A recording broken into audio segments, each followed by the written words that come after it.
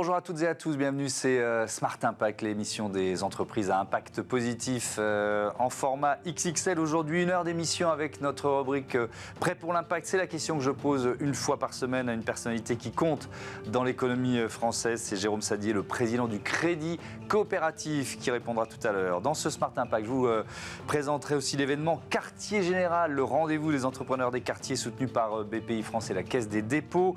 Le débat de notre émission, il portera sur l'innovation au service de la transformation environnementale et sociétale. On verra comment partager les bonnes pratiques et les idées nouvelles en open source avec la plateforme Act for Global Impact. Et puis, dans notre rubrique Startup, vous découvrirez le pavé qui propose des panneaux à base de déchets plastiques à destination des chantiers du bâtiment. Voilà pour les titres de ce Smart Impact format XXL. 1 heure d'émission pour donner la parole à celles et ceux qui font de la transition RSE un axe fort de leur stratégie.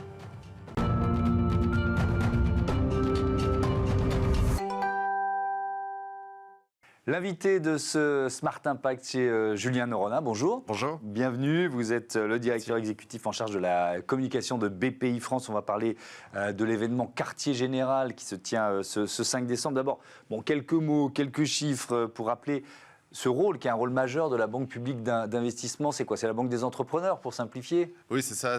On aime bien dire qu'on est éditeur d'entrepreneurs chez BPI France. J'aime bien l'expression. C'est ça, on les détecte. Quand ils même se posent la question d'entreprendre, c'est un peu ce qui va se passer jeudi pour une partie des entrepreneurs qui seront présents. Ouais. Et puis ensuite, on essaye de leur confier une épaule solide sur laquelle ils peuvent s'appuyer pour grandir, pour se développer, pour rencontrer les bons acteurs, pour rencontrer les bons partenaires. Donc c'est pour ça qu'on fait 500 événements par an, qu'on fait beaucoup de communication digitale, parce qu'on a aussi envie de créer de la fierté autour des entrepreneurs français de la part du grand public.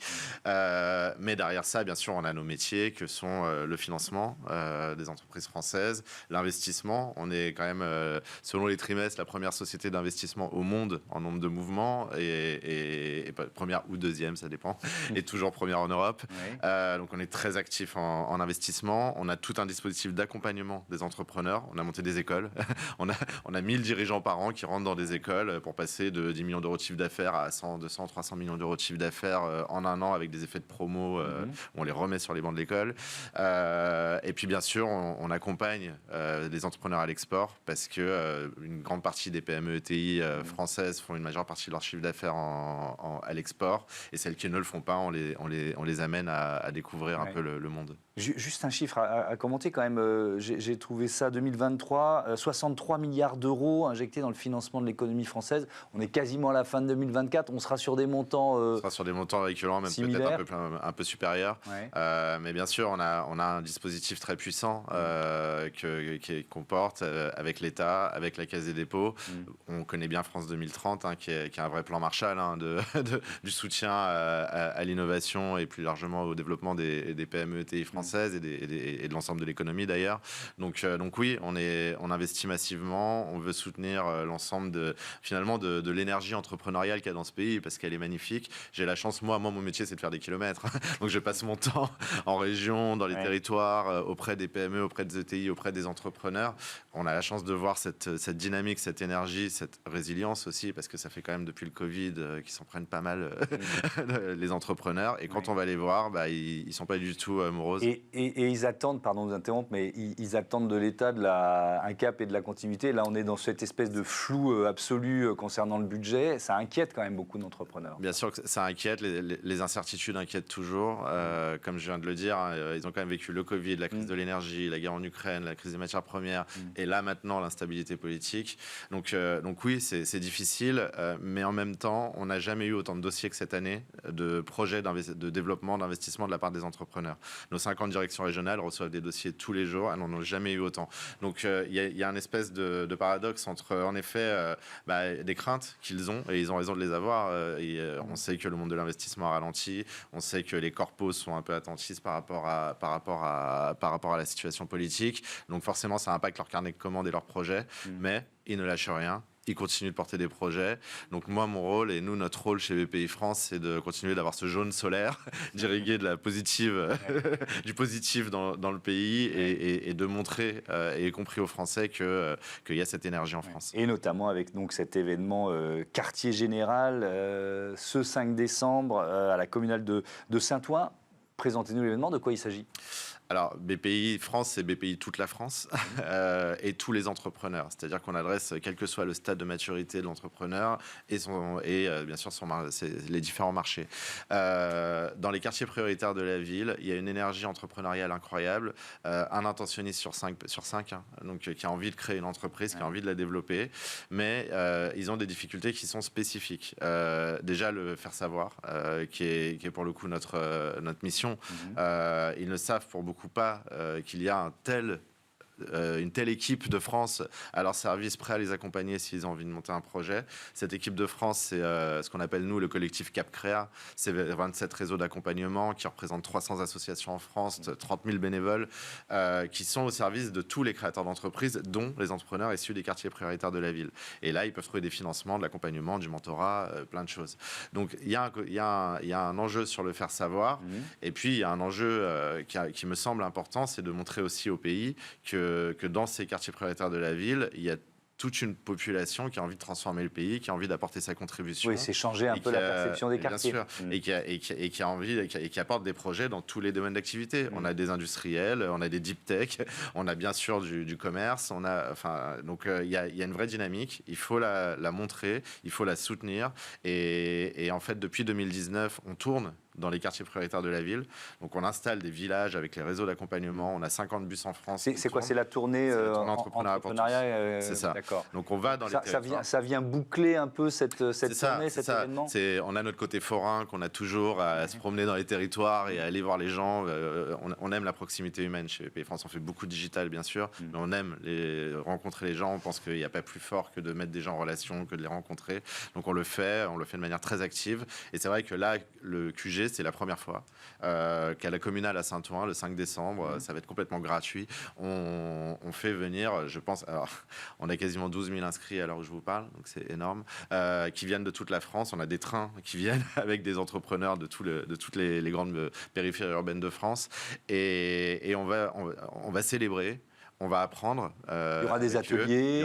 Il y aura déjà des entrepreneurs qui ont réussi, des femmes et des hommes qui font modèle, et qui font modèle dans des modèles aussi qui sont moins habituels. C'est-à-dire que dans cette typologie d'entrepreneurs, on voit beaucoup d'entrepreneurs de la culture, beaucoup d'entrepreneurs du monde du sport, mais il n'y a pas que ça. Et on veut montrer une grande diversité d'entrepreneurs. C'est-à-dire qu'on peut être issu des quartiers et réussir sur un modèle industriel, sur un modèle tech, etc. Bien sûr, et on va en voir sur la grande scène, jeudi, le 5 décembre. Et à côté de ça, on a bien sûr des choses beaucoup plus pratiques, donc des ateliers sur les grandes étapes pour monter ou développer son entreprise, des masterclass, beaucoup d'espaces de mise en relation, parce qu'on veut créer du lien aussi entre ces entrepreneurs, mais aussi entre eux et l'écosystème qui les accompagne. Et puis derrière ça, il y aura des temps forts, Money Time. Alors, j'allais vous en parler. Money Time, là, on est dans le dur. Hein. On est dans le dur. Là, c'est quoi ? C'est des investisseurs dans la salle et des personnes qui viennent présenter leur projet ? Exactement, c'est de la télé-réalité. Ça marche bien, hein, ces émissions-là en télé. Ça marche bien en télé, mais ça marche bien aussi dans la vraie vie, dans la vie réelle, où on a plus de 200 projets qui ont été proposés par des entrepreneurs. On en a sélectionné une partie et ils vont pitcher sur scène devant tout un parterre d'investisseurs, de financeurs et de réseaux d'accompagnement. Et on leur souhaite de trouver les financements pour développer leurs projets. Donc il y aura plein de temps forts comme ça. Ça va être une grande journée, une belle journée pour tous les entrepreneurs issus des quartiers prioritaires de la ville. Cette tournée dont vous parliez, elle a démarré quand ? Quel bilan on peut en faire ? Elle a démarré en 2019. Mon bilan, il est en 2 temps. Le premier, ça a été un bilan difficile parce que nous-mêmes, on n'avait pas les codes, en fait. C'est-à-dire qu'on allait dans les quartiers prioritaires de la ville avec notre façon de parler, et finalement, on n'avait pas d'impact. Clairement. Et puis, on l'a fait autrement. C'est-à-dire qu'en face, il y avait toujours ce réflexe de dire c'est pas pour nous. Ce réflexe, pourquoi ils viennent.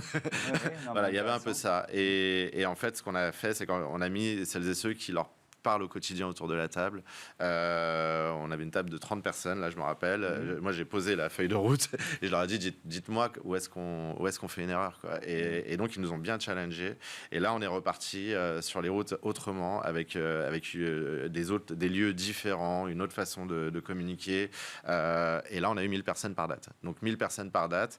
À chaque fois qu'on y va, il y a le collectif CapCréa, donc il y a les 27 réseaux d'accompagnement qui sont là pour eux. Et à chaque fois, ils partaient avec ça de dossiers. Eux-mêmes disaient, mais on n'a jamais eu autant de dossiers issus des quartiers prioritaires de la ville. Donc là, on a vu qu'on a trouvé un lien de communication ensemble. Et puis, bien sûr, derrière, c'est beaucoup de projets soutenus. Si je prends un exemple, c'est le concours Talent des Cités qu'on a remis à l'Élysée il y a quelques jours. Le président de la République a accueilli les lauréats de Talent des Cités pour la première fois depuis 27 ans, où le concours existe. C'est plus de 700 entrepreneurs là, sur les 5 dernières années qui ont été récompensés. Et c'est des réussites entrepreneuriales qu'on a vues à l'Élysée qui était incroyable. Merci beaucoup Julien Noronha. Bon quartier général ce 5 décembre à la communale de Saint-Ouen. On passe à notre débat, l'innovation au service de la transition.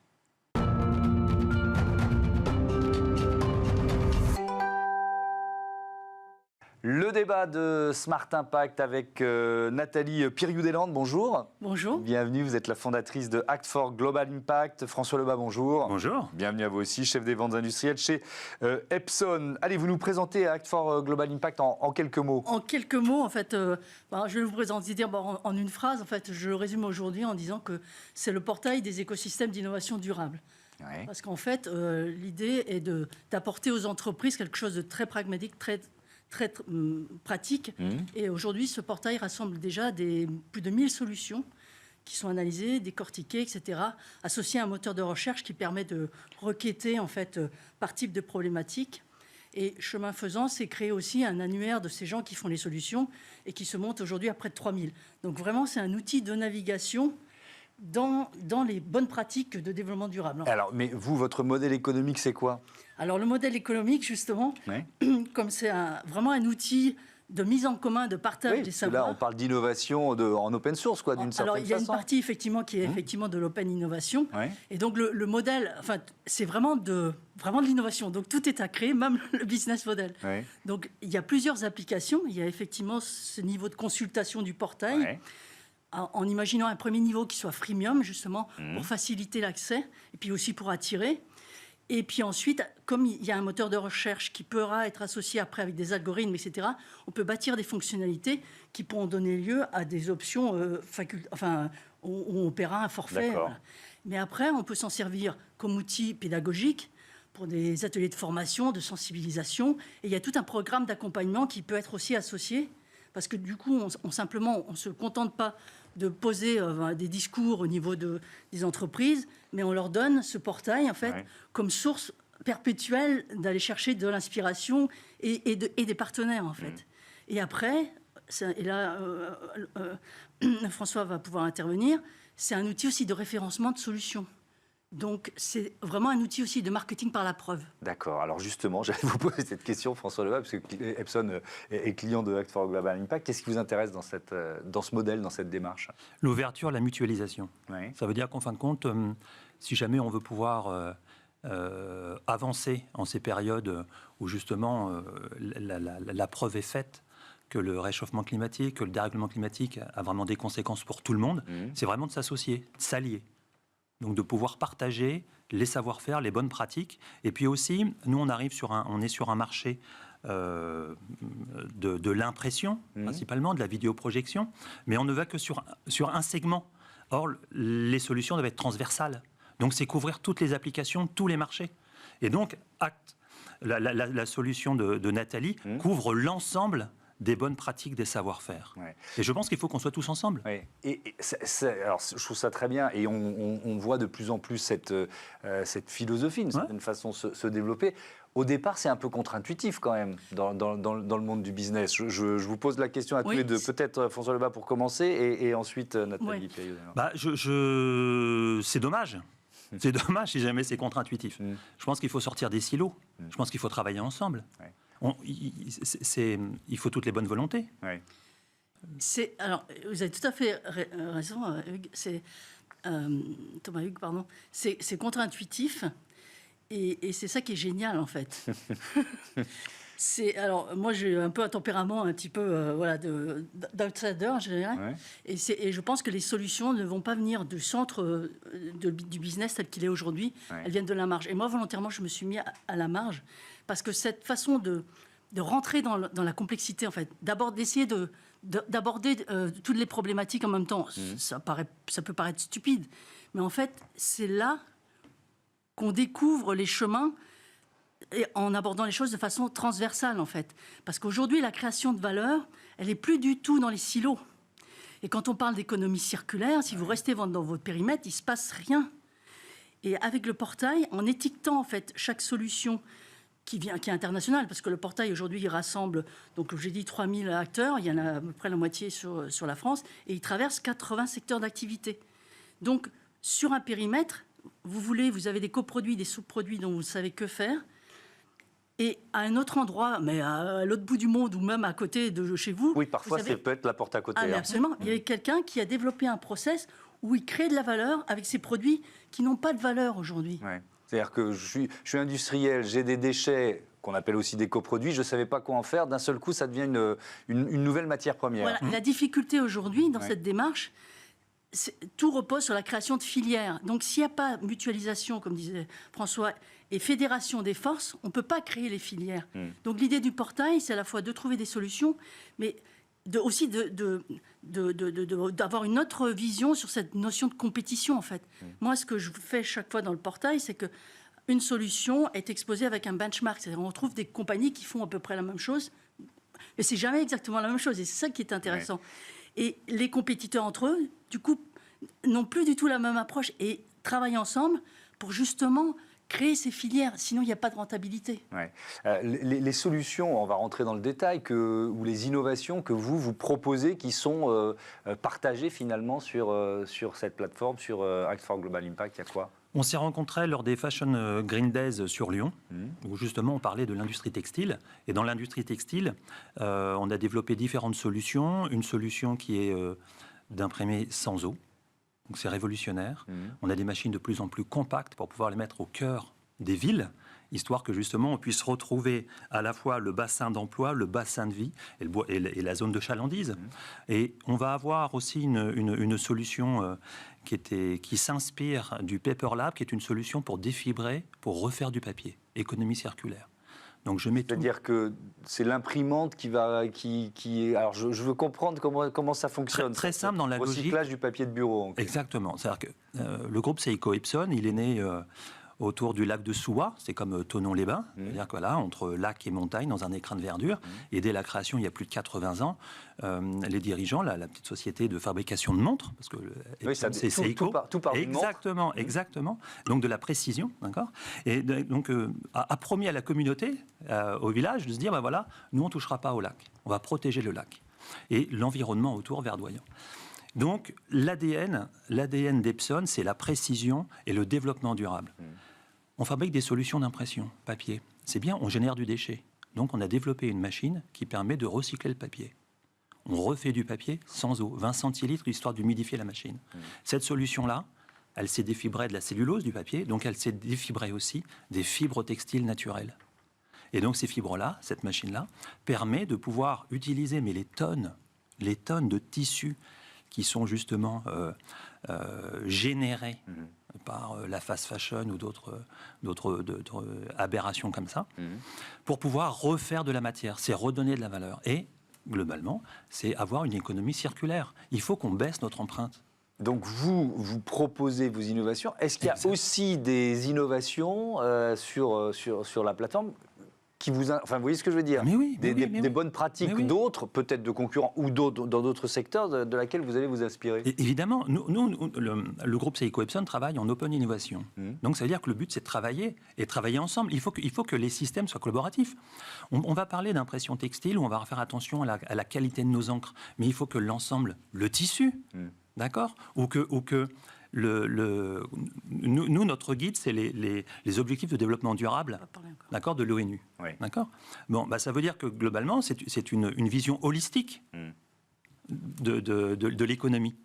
Donc ça veut dire qu'avoir une solution d'impression durable, mais fait dans des conditions, ou confectionnée dans des conditions peu reluisantes, ça choque. Donc autant pouvoir travailler dans un écosystème qui soit le plus vertueux possible. Alors justement, Nathalie Pirou-Deslandes, pour définir parce que vous aidez aussi vos clients à définir des stratégies RSE d'une certaine façon, vous vous appuyez sur ces objectifs de développement durable des Nations Unies ? Le point de départ, justement, alors quand je disais d'essayer d'embrasser effectivement tous les secteurs, etc., et toutes les thématiques, mais le point de départ, ça a été de projeter une toile de fond, une espèce de structure conventionnelle, et je n'ai pas trouvé mieux en fait que les ODD. Et après, l'idée, ça a été justement de rentrer dans l'analyse de ces solutions, mais en les corrélant, alors non pas seulement aux 17 ODD, mais aux 169 sous-cibles, pour limiter le risque de greenwashing. Et là, et du coup, on voit très vite aussi, dans ces solutions, celles qui sont les plus transformatives, parce que plus elles sont transformatives, plus elles adressent le maximum d'ODD, en fait. Oui. Donc, il y a des solutions qui peuvent aller jusqu'à 10 ODD. Et ça dépend des entreprises. C'est-à-dire que l'idée, c'est de trouver le levier, l'ODD ou les sous-solutions les plus efficaces par entreprise, quoi. Oui, et puis en ça ne sert à rien qu'on se mette tous à courir après tous les lièvres en même temps, c'est ça ? Non, mais exactement. Et puis ça permet, je dirais aussi, de rentrer dans un cercle vertueux, où on s'inspire des gens les plus vertueux, comme nous le préconisait Aristote. Mais c'est qu'aussi, concrètement, on voit ce que ça représente, les ODD. C'est une mise en œuvre concrète des ODD. C'est-à-dire que quand on parle effectivement d'économie de ressources, que ce soit de l'économie de la matière ou de l'économie de l'eau, l'économie de l'eau, on va adresser l'ODD 6. Si on va travailler la partie réduction des impacts au niveau terrestre, on va travailler l'ODD 15 avec tout ce qui est agriculture régénérative, etc. Et tout est interconnecté au niveau des secteurs. Moi, j'ai aussi des compteurs où, en fait, un secteur va pouvoir remonter des solutions, mais qui vont peut-être appartenir à l'agriculture, à la chimie verte. Et là, on rentre vraiment dans la systémie. C'est plus des discours, en fait. On peut l'illustrer. Et pareil, donc, avec l'idée, c'est que la vocation de cet outil, c'est vraiment de s'associer à des outils d'IA. Et là, on aura vraiment le meilleur de l'IA. Parce que quand je travaille avec des experts en IA, ils me disent on n'a jamais des données aussi structurées, en fait. Et là, on peut vraiment avoir l'hybridation de l'analyse humaine, donc assortie d'un sens critique prononcé, parce que dans les solutions, il y a aussi on recueille l'avis des détracteurs. Parce que l'idée, c'est d'avoir du débat, en fait. C'est pas des solutions toutes faites, c'est pas descendant, c'est totalement transversal. Ouais. Et à partir de là, personne n'est pris de haut, et ça libère la parole aussi dans les organisations. Et certains vont découvrir qu'en fait, sur certains savoir-faire, ils peuvent facilement les mettre au service des ODD. Et en faisant ça, ils dépassent, ils rentrent dans cette dimension à laquelle on aspire tous, d'adresser véritablement les enjeux globaux, en fait. Ouais. Et tout en créant des produits qui sont utiles et qui servent une communauté, etc. François Lebas, il y a plusieurs de ces ODD qui sont définis, intégrés à la vision, on va dire, environnementale d'Epson. On essaie de travailler sur les 17. Les 17 en même temps. Mais il y en a sur lesquels il y en a sur lesquels vous êtes plus efficace que les autres. Vous voyez ce que je veux dire ? Oui, dès qu'on va parler justement de pouvoir... je ne sais pas, par exemple, la taille, le poids des produits. On cherche à faire des machines de plus en plus compactes. Ouais. Parce que c'est on est 78 000. Les 2/3 de mes collègues sont en usine. D'accord ? Donc ça veut dire qu'une bonne partie sont des usines qui sont en Asie du Sud-Est. Les produits viennent jusqu'à chez nous. Ça veut dire que plus on fait une machine qui est compacte, plus on met de produits sur une palette, plus on met de produits dans un camion. Ouais. Donc ça veut dire qu'on optimise, on réduit son impact. Donc le but, il est vraiment de pouvoir simplifier, réduire, et puis de pouvoir avoir en gardant une précision, une qualité sur l'ensemble des produits. Donc c'est travailler aussi sur la simplification des solutions, et que ce soit abordable pour tout le monde. Décarboner la logistique, c'est... On vient de lancer, de travailler, on a communiqué là-dessus avec Maersk, qui est un des plus grands pour justement du biocarburant. Vous voyez, directement, on travaille avec des camions à double pont pour réduire la consommation. On ne fait plus de transport aérien. D'accord ? Plus du tout ? Plus du tout.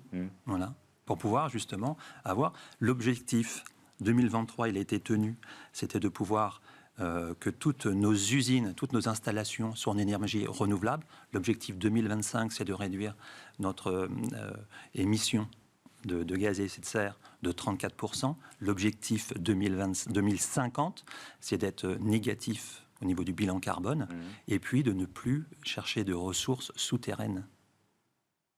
Et ben voilà, on va terminer là-dessus. Merci beaucoup. Merci à tous de nous avoir présenté Act for Global Impact et à bientôt sur Be Smart for Change. On passe tout de suite à notre rubrique Prêt pour l'impact.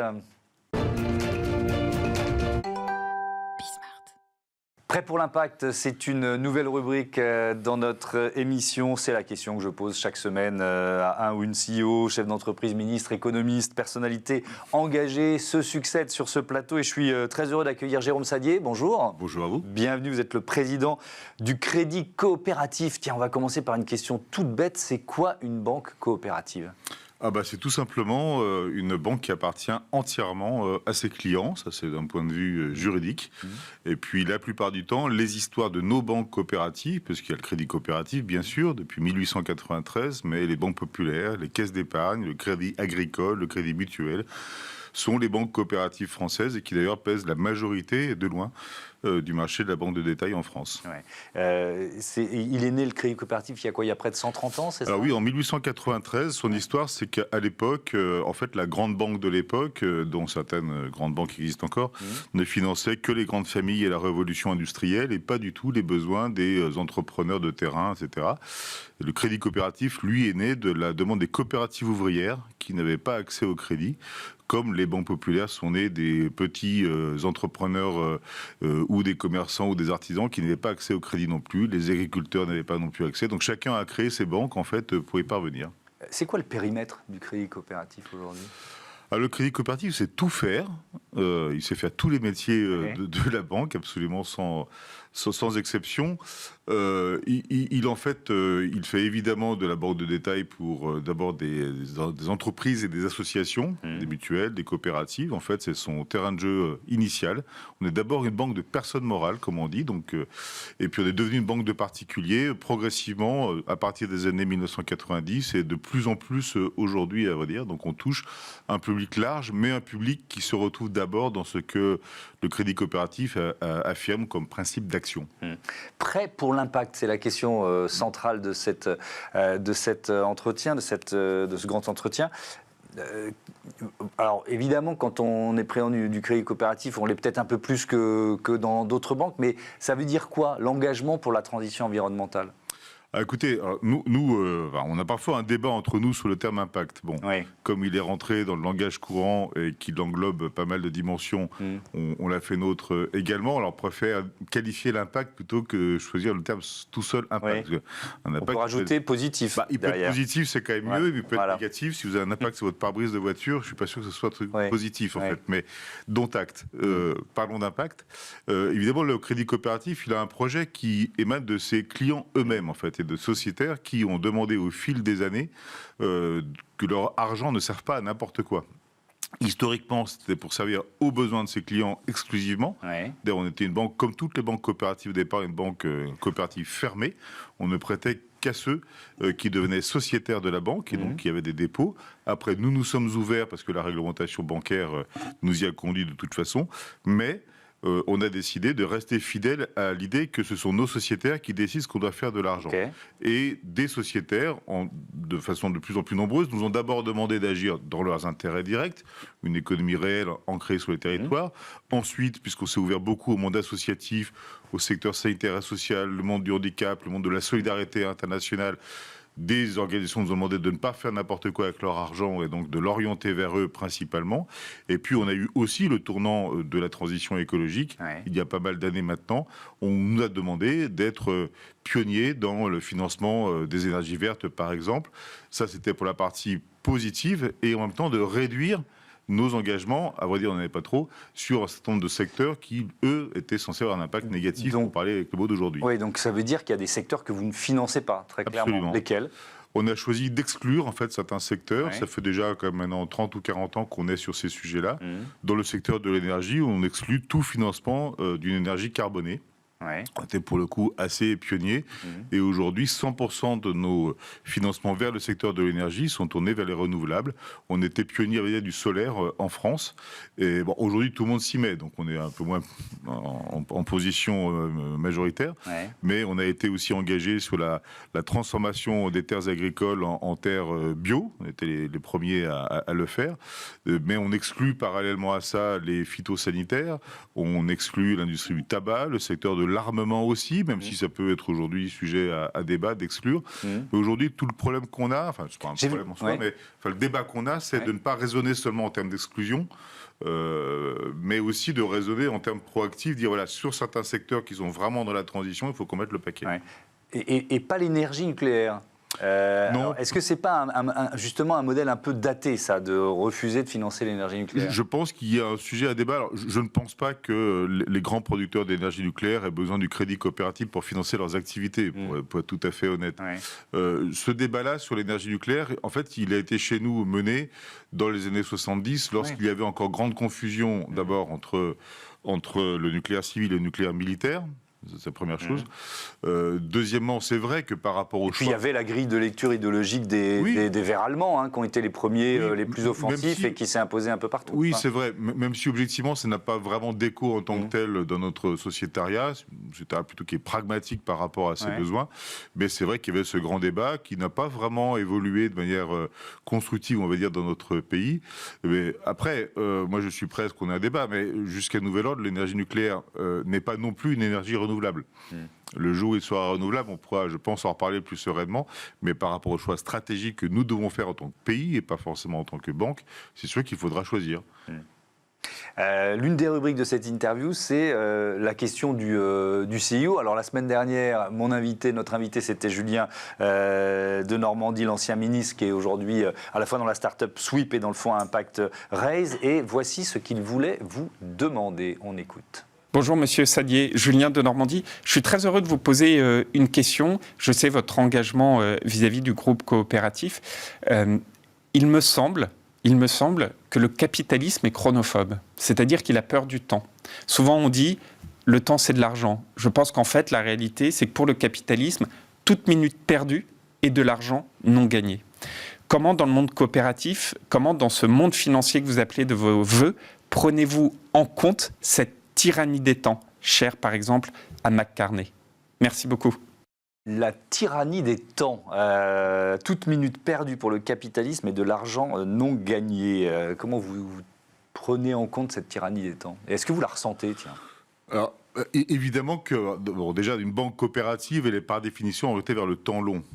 L'essentiel de ce que nous faisons, à vrai dire, n'a pas d'impact immédiat. Nos financements sont plutôt des financements de long terme, d'ailleurs appuyés sur la ressource de long terme, puisque, je le dis au passage, mais nous ne travaillons qu'avec l'argent de nos déposants. On ne va pas se financer sur les marchés financiers. Nous ne finançons que ce qui vient de nos sociétaires et de nos clients qui déposent de l'argent chez nous, ce qui nous fait, je pense, une forme de vertu, j'aime pas ce mot-là, mais enfin, en tout cas, de garantie par rapport aux crises financières. Ça nous protège, à vrai dire. Donc nous, évidemment, on est plutôt orienté vers le temps long. Après, on a une régulation financière qui n'est pas toujours effectivement suffisante pour limiter les aspects, on va dire effectivement, qu'évoquait Julien de Normandie, de prédation, qui sont aujourd'hui, je ne pense pas que ce soit ontologiquement lié au capitalisme en tant que tel, mais qui aujourd'hui sont devenus une caractéristique du monde capitaliste, qui a besoin de rentabilité immédiate, dès lors que d'abord, le capitalisme est devenu moins un outil de financement de l'économie en tant que tel, mais d'abord un outil de maximisation du profit, aidé par des modèles mathématiques d'une part, aidé par la technologie d'autre part, qui favorise cette rentabilité à très très court terme. Et les investisseurs de ce monde capitaliste, dans le domaine financier, cherchent essentiellement du profit à court terme et donc une maximisation des rendements. Avec des machines de l'IA qui font qu'on essaye d'aller de plus en plus vite, de gagner la microseconde. D'aller plus vite et d'agréger de plus en plus de données par ailleurs qui sont favorables en fait à la décision dans le monde financier, ce qui peut accélérer les mouvements de va-et-vient dans des entreprises en termes d'investissement, ce qui n'est pas le cas dans le monde coopératif non plus, parce que nous finançons, non seulement nous sommes une banque coopérative, nous finançons beaucoup de coopératives qui elles-mêmes ne sont pas en fait soumises aux investisseurs extérieurs, donc sont protégés par rapport à ça. et ce qui pose la question de la compréhension par l'humain lui-même des mécanismes de prise de décision de machines dopées à l'IA qui vont de plus en plus vite et qui sont de plus en plus complexes. Tout à fait, ce qui fait que d'ailleurs dans notre coopérative bancaire, parce que j'aime dire que nous sommes d'abord une coopérative bancaire, une banque coopérative, nous essayons de faire l'éducation financière de façon à ce que nos clients comprennent comment ça marche par ailleurs. Parce que je pense que dès lors qu'on ne comprend plus les phénomènes, ça affaiblit notre relation, en l'occurrence à une banque, mais au-delà de ça, ça affaiblit notre confiance en la démocratie, je pense. Vous avez publié, je crois que c'est la 6e édition de votre observatoire du sens de l'argent. Exactement. Alors déjà, je trouve que le titre est intéressant. Pourquoi chercher le sens de l'argent ? Déjà, il y a une première raison. On s'est dit au Crédit Coopératif que ce serait bien qu'en tant que banque, nous parlions publiquement d'argent. Ouais. Figurez-vous qu'il n'y a pas beaucoup de banques qui parlent d'argent dans leur communication. Alors, on est un peu à rebours finalement de ce qu'on a pu faire nous-mêmes pendant des années. On parlait beaucoup de valeurs, de principes d'engagement. On le fait toujours, à vrai dire. Mais j'observe que la plupart de nos concurrents sont d'abord sur les valeurs et pas du tout sur l'argent, en fait. Vous dites, pourquoi ces banques-là ont honte, quelque part, de parler de leur métier principal et de la raison pour laquelle les clients les choisissent, en fait. Ouais. Peut-être parce qu'ils ne sont pas tout à fait fiers de ce qu'ils font de l'argent de leurs clients. Nous, comme on n'a pas à rougir de ce que nous faisons de l'argent de nos clients, on va parler d'argent. Et c'est vrai qu'aujourd'hui, dans la grande transformation économique et sociale dans laquelle nous sommes en train de... Enfin, on est plongé dedans, on ne se rend pas toujours compte, à vrai dire, mais je pense que quand on regardera l'histoire dans 20 ou 30 ans, on se dira que cette période-là a été une période de grande transformation. Il n'y a pas de raison de ne pas interroger le sens de l'argent dans cette période de transformation. Et donc, chaque année, nous faisons un observatoire du sens de l'argent où nous choisissons un angle particulier. Et cette année, c'était sur les jeunes. Oui, alors justement, des jeunes qui se disent, qui sont moins pessimistes qu'on pourrait imaginer. 80% des 16-24 ans se déclarent heureux, 71% confiants en l'avenir. Est-ce que ça vous a surpris ou est-ce que finalement, vous ressentiez ça finalement avec vos clients, vos jeunes clients et les projets qu'ils peuvent porter et vous proposer ? D'abord, première observation, si les jeunes commencent à être pessimistes, on est mal barré. Oui. Alors c'est vrai qu'on a une génération qui souffre aujourd'hui et qui a beaucoup souffert, notamment de la période du Covid. Il faut y faire très attention. Mais généralement, à vrai dire, les Français ne sont pas malheureux dans la sphère privée. Ils expriment le fait qu'ils ont une vie qui leur paraît plutôt bonne, qui évidemment connaît des difficultés économiques, de logement, d'emploi, relationnelles aussi, une forme de souffrance vis-à-vis de la solitude, la rupture des liens, parfois une certaine nostalgie, mais fondamentalement les Français ne sont pas malheureux, c'est ce que disent d'ailleurs les enquêtes sérieuses. Donc il n'y a pas de surprise par rapport aux jeunes. Par contre, évidemment que la grande bascule par rapport aux jeunes, c'est ce qu'ils expriment dans cet observatoire, c'est qu'ils sont 77% de mémoire à dire qu'ils veulent que leur argent, effectivement, serve à quelque chose d'utile. Utile à eux, ils l'expriment sans phare. Très bien, oui, c'est logique d'ailleurs. Ça ne me paraît pas totalement anormal, mais aussi en même temps utile à la société. C'est ce que moi je résume par rapport aux formules qui ont été employées par des sociologues. Nous recherchons à la fois d'un bonheur privé, par l'argent, soit financer des projets, gagner de l'argent, ça fait du bien quand même quelque part, mais aussi bonheur public. Ils espèrent que l'argent qui est le leur, en fait, au-delà de l'argent public en tant que tel, mais l'argent qui est le leur, qu'ils confient à leur banque, serve au bonheur public également.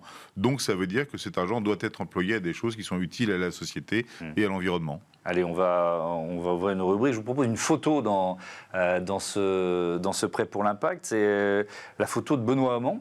Pourquoi Benoît Hamon ? Parce que alors vous avez travaillé pour plusieurs ministres, et notamment entre 2012 et 2014, chef de cabinet de Benoît Hamon au ministère de l'économie sociale et solidaire. Déjà, c'est la question qui a été posée à Julien de Normandie la semaine dernière, en comparant le levier de l'action politique et le levier finalement du secteur économique. Où est-ce que vous vous sentez le plus efficace ? Là où vous êtes aujourd'hui ou à l'époque avec Benoît Hamon en lançant des réformes ? C'est pas le même registre en fait, il n'y a pas une comparaison d'efficacité, c'est pas le même. Enfin, dans l'action publique, on est efficace un certain temps. Voilà. C'est souvent borné par le temps. Parfois, c'est très court. Oui, on peut en parler en ce moment. Il y a des cabinets ministériels qui sont peut-être en train de faire leur valise. Effectivement, 3 mois, c'est court pour faire quelque chose. Mais donc, l'action politique, alors peut-être malheureusement à certains égards, elle n'a pas le temps devant elle. Et c'est bien le problème qu'ont aujourd'hui ceux qui s'engagent dans la voie politique, et ce qui n'est pas mon cas, mais qui s'engagent dans la politique parce qu'il faut rechercher un impact, puisqu'on est dans une émission à impact, qui soit aussi court que possible. Ouais. Et le problème, c'est qu'il ne faut pas confondre ça avec la communication. Et ancrer l'action publique dans l'urgence à la fois et dans le temps long, c'est pas simple. Ouais. Et on a cette demande contradictoire, c'est une injonction contradictoire que la politique soit efficace tout de suite, alors qu'on sait très bien qu'elle peut rarement l'être. Donc il faut marquer les esprits et en même temps il faut s'inscrire dans le temps long, ce qui est un peu l'inverse de l'entreprise.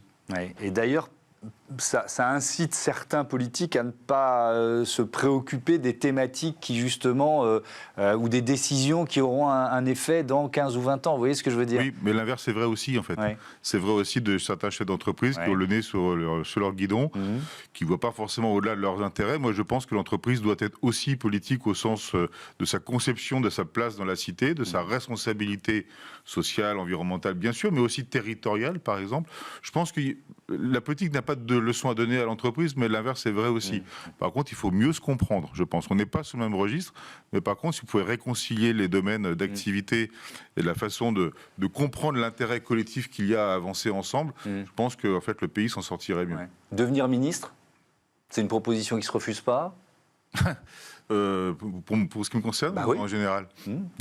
Qui vous concerne. Écoutez, moi je suis très heureux dans ce que je fais aujourd'hui, très très sincèrement, à vrai dire.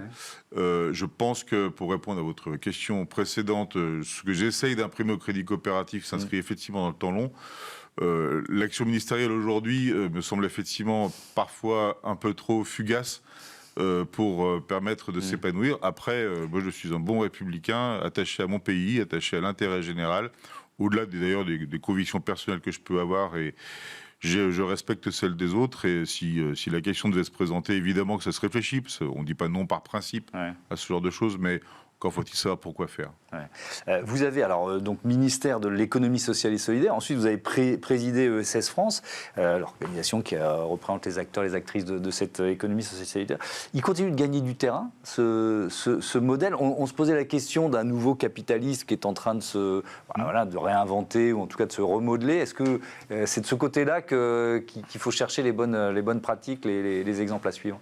Moi, je pense que l'ESS ne gagne pas suffisamment de terrain, et c'est un regret que j'ai par rapport à la loi que nous avions fait en sorte de promouvoir en 2014, c'est qu'elle n'a pas été suivie de grandes politiques publiques qui auraient pu mettre de l'ESS un peu partout. Moi, je ne pense pas que l'ESS va remplacer toutes les autres formes d'économie. Par contre, dans certains secteurs d'activité, ou pour réfléchir à la façon dont l'entreprise en général doit évoluer demain en termes de gouvernance, de représentation de ses parties prenantes, je pense qu'il y a matière à nourrir un grand débat, voire des stratégies. On a eu France 2030 qui n'a laissé aucune place à l'économie sociale et solidaire. Ça, je pense que c'est effectivement dommage. Après, l'ESS, je pense elle a pas mal de points positifs par rapport au moment que nous sommes en train de vivre. Ouais. Vous la financez beaucoup d'ailleurs avec le Crédit Coopératif, par définition. A été quasiment créé pour ça à l'origine. Donc, parce que je rappelle que l'économie sociale et solidaire, ça comprend toutes les coopératives, celles de commerce, de banque, je ne vais pas citer de marque, donc les commerces, les banques bien évidemment, mais aussi les SCOP, il y a des coopératives d'artisans, des coopératives dans à peu près tous les domaines de la vie, dans l'industrie aussi par ailleurs, mais les associations, les mutuelles, les entreprises aujourd'hui qui se disent engagées et qui choisissent ce modèle-là. Donc on finance au Crédit Coopératif à peu près tout ce qui existe dans l'économie sociale et solidaire. On a été longtemps non seulement les premiers, mais les seuls à la financer. Aujourd'hui, on est plusieurs et c'est tant mieux, à vrai dire. Le Crédit Coopératif garde un temps d'avance, évidemment, par rapport à cet environnement qu'il a contribué à structurer par ailleurs. Vous êtes également le président de Bouge ton coq. Bouge ton coq, c'est un mouvement citoyen et solidaire au service de la revitalisation des territoires ruraux. Si on rentre dans le détail, ça passe par quelles actions ? Écoutez, moi, mon engagement, il est personnel, pour le coup. Il n'est pas lié au Crédit Coopératif, mais parce que je suis d'une famille qui est plutôt originaire de la ruralité, à vrai dire. De quelle région ? De Haute-Savoie, historiquement. Et de petites villes qui, auparavant, étaient à la fois rurales, mais en même temps avaient aussi de la petite industrie et formaient des ensembles à peu près cohérents de population qui rayonnaient dans un territoire. Tout ceci a été fragilisé, pour parler par euphémisme, voire même plus gravement atteint par la désindustrialisation d'abord, qui a tué en fait la petite industrie de notre pays, et s'en étant suivi derrière en fait la disparition des services publics, les difficultés de transport, et puis la vie a changé par ailleurs. L'agriculture n'est plus aussi pesante qu'elle l'était auparavant. Le monde rural, qui n'est pas que l'agriculture par ailleurs, c'est des gens qui ont un mode de vie subi ou choisi, qui décident de vivre en harmonie avec, si ce n'est la nature, du moins un environnement moins minéral que les villes. Ils ont le droit d'y vivre en fait. C'est étonnant de dire ça quand même. Bah oui, mais ça me semble important de le rappeler en fait. Ouais. C'est qu'en fait, on n'est pas tous obligés d'aller vivre en ville pour avoir un emploi, pour avoir accès aux services publics. Et aujourd'hui, malheureusement, c'est les deux domaines d'action qu'on a choisis. Ce sont les épiceries. On a créé 200 épiceries associatives. On aura d'ici la fin de l'année créé 200 épiceries associatives dans des villages où il n'y avait plus rien. Et ces épiceries rendent un service, mais à vrai dire, au-delà du service direct, elles rendent plein de services indirects. Elles organisent de la mobilité pour les personnes. Ça redevient un lieu de convivialité. Là, il n'y a même plus un café pour se retrouver. Ça permet à des gens, même dans des villages, de se rencontrer et de se connaître alors qu'ils ne se connaissaient pas ni se rencontraient auparavant. Puis le deuxième domaine d'action, c'est l'accès à la médecine. Puisque en fait l'accès à la médecine de campagne, comme on disait auparavant, est aujourd'hui dans une situation extrêmement inquiétante. Je ne parle même pas des spécialistes, là c'est une catastrophe. Et je ne vois pas comment on peut se résigner à ce que ça soit comme ça sans qu'on fasse rien. En fait. J'ai reçu les représentants des médecins solidaires. Les médecins solidaires, j'imagine que vous connaissez. On est co-fondateur de Médecins Solidaires. Bon, ben voilà, c'est pour ça que... Je suis co-président de Médecins Solidaires.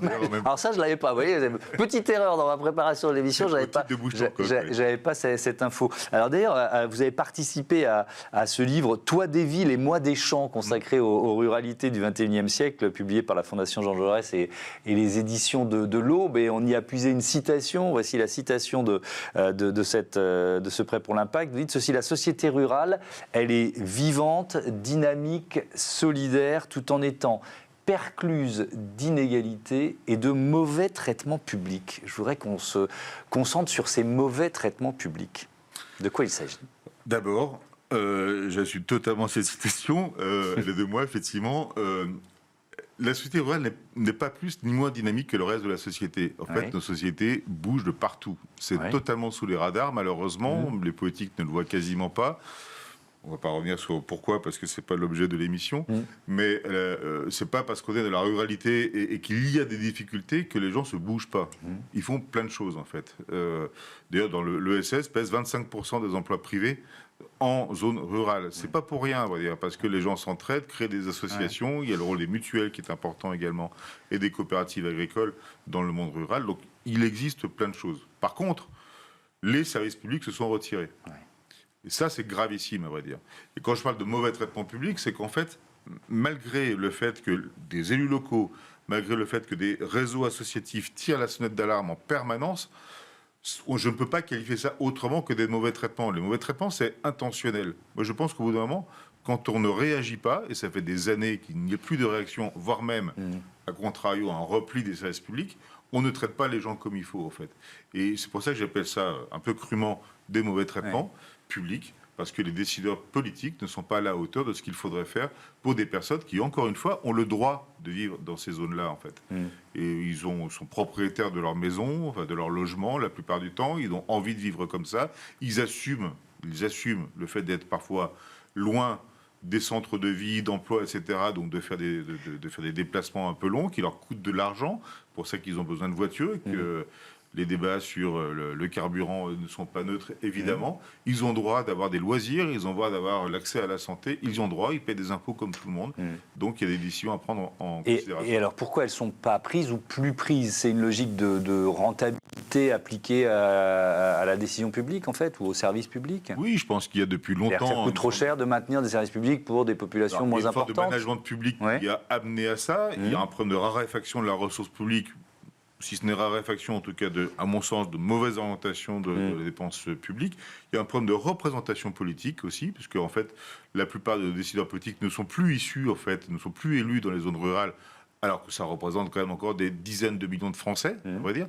Et je pense que tout ça, mis bout à bout, puis il y a d'autres phénomènes, mais on ne va pas alourdir le diagnostic, mais tout ça fait qu'évidemment, il y a une forme d'invisibilisation de ce monde rural qui me semble aujourd'hui très problématique. il a des conséquences électorales par ailleurs, il ne faut pas s'en étonner, et il est en rupture avec notre histoire.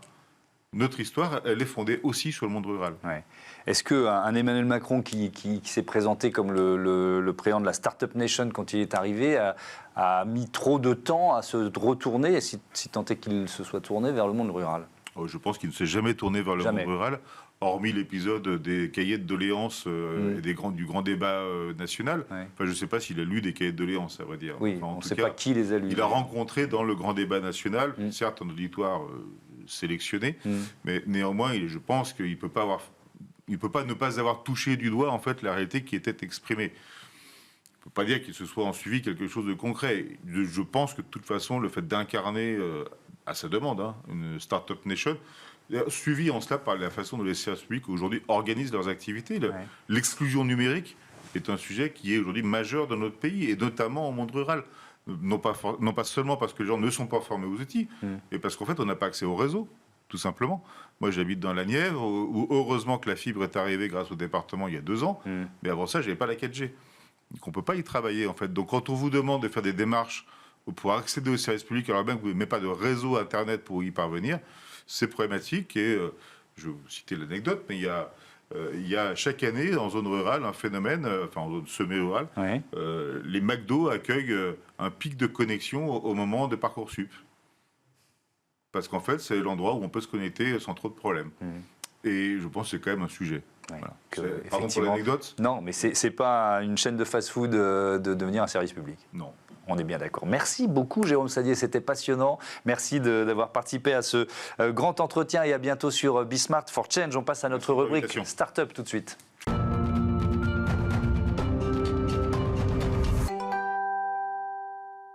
Smart Ideas avec Marius Amelot, bonjour. Bonjour. Vous êtes le cofondateur de l'entreprise Le Pavé, créée en 2018 avec Jim Pasquet. Et avec quelle idée? Racontez-moi.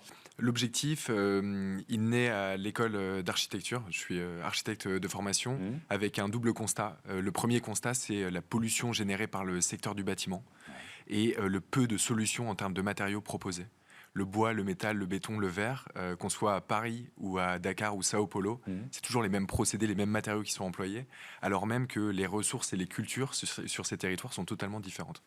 Et donc la volonté, ça a été de proposer une nouvelle manière d'aborder la matérialité en architecture par rapport aux nouveaux enjeux, notamment environnementaux et sociaux, pour créer des matériaux qui soient durables. Donc ça, c'est le premier constat. Et le second constat, en fait, qu'on vient mettre en face, c'est un constat qu'on peut tous faire, pas besoin d'être architecte, c'est la prolifération des déchets plastiques partout dans le monde. Et les problèmes que ça pose d'un point de vue environnemental, au niveau de la biodiversité, au niveau de la santé, et au niveau aussi des émissions de CO2 qui sont générées. Donc vous vous êtes dit, il faut qu'on récupère ce plastique pour en faire un matériau de chantier, c'est ça? En fait, on s'est dit, d'un côté, il y a un besoin de réinventer de nouveaux matériaux, et de l'autre côté, on engage énormément à chaque seconde. Et de ces deux problèmes, la volonté, ça a été de faire une solution. Et donc on a commencé à itérer, à développer une technologie brevetée de thermocompression qui permet de recycler efficacement ces matières issues de déchets pour en faire des panneaux qui sont utilisés sur l'agencement intérieur, le second œuvre, la construction, qui en a énormément besoin, notamment avec toutes les nouvelles réglementations, la loi AGEC, l'ARE 2020, et puis toutes les REP qui se mettent en place pour essayer de favoriser en fait le recyclage de tout ça. Alors vous êtes venu avec certains de ces panneaux, on peut les voir, alors il faut les montrer assez haut qu'on les voit bien, voilà, parce qu'il y a plein d'éléments d'information en bas de notre écran. Donc ça, au départ, c'était quoi? Des plastiques En fait, aujourd'hui, on a développé 2 matériaux, après 6 ans. On a développé 2 matériaux. Le premier, c'est un matériau qui est fabriqué à partir de bouteilles de shampoing recyclées. C'est un type de plastique qui est un type de plastique PEHD. Il est extrêmement intéressant parce qu'il résiste très bien aux agents chimiques. Il est très souple et donc flexible et quasiment incassable. C'est avec ce matériau-là qu'on a réalisé les sièges pour la piscine olympique. Et on a un deuxième matériau qui est fabriqué maintenant à partir de portes de frigo recyclées. Donc ça, c'est un autre type de plastique, c'est du polystyrène et qui est extrêmement intéressant parce qu'il va pouvoir se vernir, se peindre, contrairement au premier matériau. Il va être beaucoup plus rigide et ça, on va en faire un très bon matériau pour l'agencement intérieur et le second œuvre pour des plans de travail, des bibliothèques et plein d'autres applications. Est-ce que les filières existent? Parce que vous nous dites des portes de frigo, bon ok, elles finissent où habituellement et comment vous les récupérez? Aujourd'hui, sur la filière polystyrène, c'est à peu près un gisement de 100 000 tonnes de matière issue de déchets produits chaque année. Sur ces 100 000 tonnes, le taux de recyclage il est environ à 4%. 4%. 4%. C'est ridicule. Les portes de frigo, c'est l'un des plastiques qui est le mieux recyclé sur cette filière. Nous, ça nous a permis de développer ce premier matériau. Et ce qui est intéressant avec notre procédé industriel, c'est qu'on peut venir mettre des matières qui sont encore plus impures et difficiles à recycler, notamment les pots de yaourt. Et là, ça représente 60 000 tonnes sur les 100 000 qui ne sont pas recyclés aujourd'hui. Et c'est notre volonté de développer des matériaux durables à partir de toutes ces matières. Et sur le PEHD, c'est 600 000 tonnes de matières qui sont produites chaque année, donc de déchets. Et sur les 600 000 tonnes, il y en a uniquement 60 000 qui sont effectivement recyclés en France. Donc c'est 10%. Alors racontez-nous quand même la belle aventure des JO, donc sont devenus des sièges dans la piscine olympique, c'est ça? Oui, alors en 6 ans, on n'a pas chômé, on a eu énormément de travail pour développer toute la partie technique, technologique, parce que ces matériaux, ils sont beaux, mais c'est avant tout le fruit d'un investissement en termes de R&D qui est très fort. On a réalisé plus de 2000 projets, recyclé 1000 tonnes de matière, et été un acteur engagé pour les JO de Paris, pour lesquels on a pu réaliser 11 000 sièges de gradins et l'ensemble aussi des matériaux utilisés pour les podiums. Cette histoire, on l'aime bien parce que c'est exactement ce qu'on souhaite apporter à l'échelle nationale et internationale, c'est de démontrer en fait qu'on peut faire de l'économie circulaire à l'échelle industrielle.